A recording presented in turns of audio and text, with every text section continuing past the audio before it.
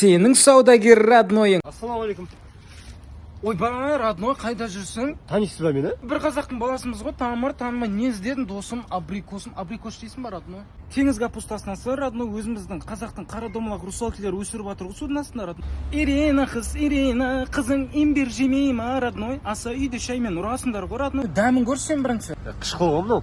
Тамыр, олар оригиналдар сондай қышқыл болады ғой, сен Қытай жеп, тілің бәрі Қытай болып кеткен ғой. Брат, жүзім бар ба? Ойбай, родной, қызыл жүзімнен вино, ақ жүзімнен кино көріп жатасың, ғой, родной, үйіңде. Әйелім 2 қабат еді, не алуға болады? Ойбай, родной, 40 қабаттаса әйелің 40 рет туады ғой, родной.